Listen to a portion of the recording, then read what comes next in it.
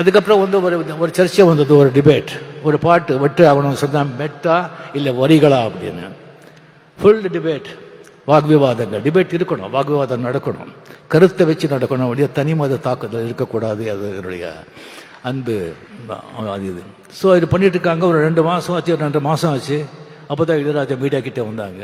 கண்டுக்கும் போது சார் இந்த மாதிரி டிபேட் நடந்துட்டு இருக்கேன்னு சொல்லும்போது, அப்படியா, அது எல்லாம் நமக்கு தெரியாது. சரியாக வந்துட்டு 2 நாள் வந்துட்டு 3000 பேஜஸ்க்கு வந்து நான் சிம்பனி எழுதியிருக்கேன், இது அங்கே ரெக்கார்ட் பண்ண போகிறேன் அப்படி சொல்லி போகும்போது மீடியா கிட்ட சொல்கிறாங்க, இந்த மாதிரி சிம்பனி யாருமே இது வரைக்கும் எழுதுதில்லை, பண்ணது. இந்த இளையராஜாக்கு இல்லாத திமிரு வேறு யாருக்கு இருக்கும் அப்படின்னு சொல்கிறாங்க. வேறு யாரும் சொல்லியிருந்தா ஒத்துட்டுப்பீங்களா? கேட்குறோம், பிகாஸ் அதுக்கு தகுதியான மனுஷர்.